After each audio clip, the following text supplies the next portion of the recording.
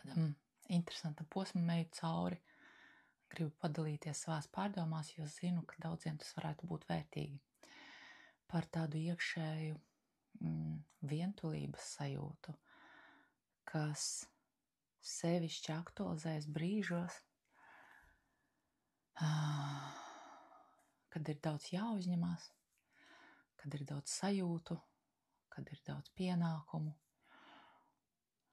daudz izaicinājumu, tad piezogas sajūta, vai ir šai pasaulē kāds cilvēks, kurš varētu noscīt, paņemt klēpī, samīļot, pateikt, ka mēs tiksim galā, viss būs labi. Citreiz mums ir partneris, citreiz nav, bet citreiz arī partnerim esot šī sajūta nav sasniedzama, jo nav emocionālās tuvības. Kādam varbūt ir vecāki, ar kuriem ir labas attiecības un ir iespējams aizbraukt, sajusties atbalstītam, samīļotam. Daudziem arī nav. Pat ja ir draugi, draudzenes, tad visiem ir savas dzīves, savas ģimenes un pa lielam jau katrs ir dziļi iekšā savā dzīvē. Nu, lūk, un tādos brīžos mēs attopamies punktā, kur es esmu vienīgais pieaugušais savā dzīvē. Vai nu es tagad sabrukšu, vai nu es tagad meklēšu atbalstu. Un tas, kas man liekas aktuāli pēdējos mēnešos, ir šo atbalstu meklēt iekš sevis. Šis te iekšējais atbalsts, tāda as, tāda vertikāla, kas ļauj sajusties iekšēji droši, kas ļauj nejusties tā, ka pasaule ir draudīga, vai ka tu nevienam neesi vajadzīgs, vai ka viss ir pa daudz.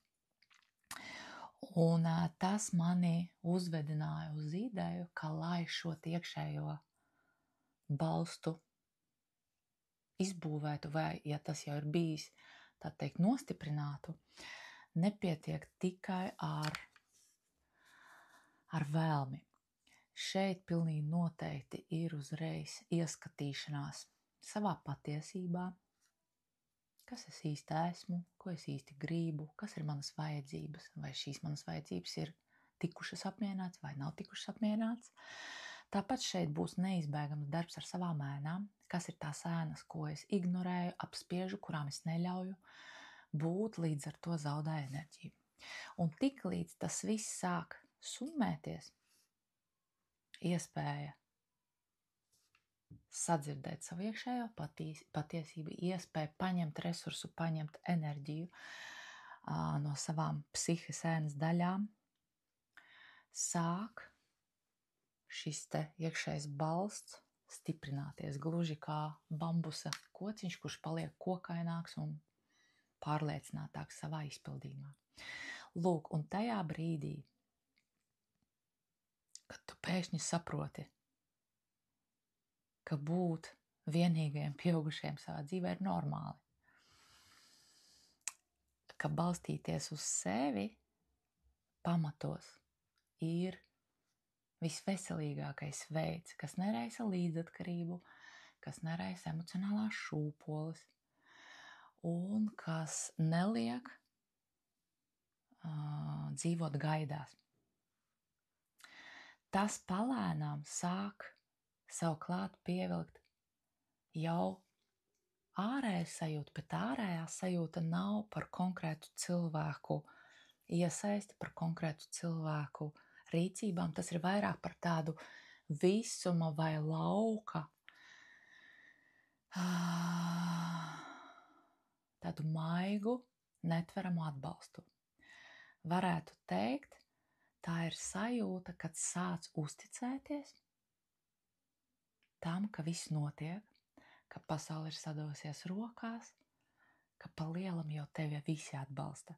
Un pa lielam, tur, kur tu esi, tas ir vislabākais priekš tevis. Un ka šī uzticēšanās notikumu gaitai, uzticēšanās procesam, ir vislabākais, kas ar tevi var notikt. Tā ir paļaušanās. Tā ir sajūta, kur es varu savu dzīvi izdzīvot tā, it kā es piedalos realitātes šovā, vai esmu kaut kādā spēlē un ar milzīgu interesi un aizgrābtību vēroju, kas būs tālāk, ko šī diena man nesīs. Kādus cilvēkus es sastapšu, kurš man uzrakstīs, ko es ieraudzīšu, kas mani pārsteigs, kas mani iedvesmos, ko es secināšu, ko es redzēšu sapnī, kā saliksies kaut kādi notikumi kaut kādā tādā notikumu ķēdītē, kad atnāk īstajā laikā īstā filma vai īstā grāmata, vai pēkšņi atraksta cilvēks un pasaka kaut ko tādu, kas bija jādzird tieši šodien, piemēram. Vai kāds pēkšņi, nezinu, atgriež parādu, par kur tu esi aizmirsis, vai kāds pēkšņi uztaisa ēst un uzdāvina tev tāpat vien, tāpēc, ka tu esi viņu uz to iedvesmojis.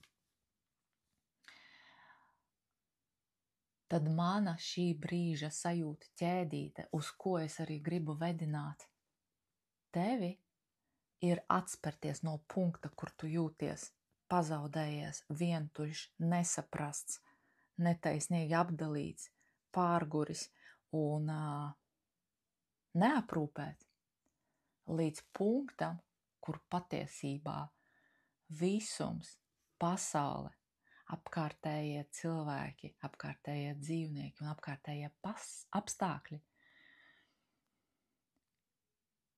dara visu, lai tu sajustos droši.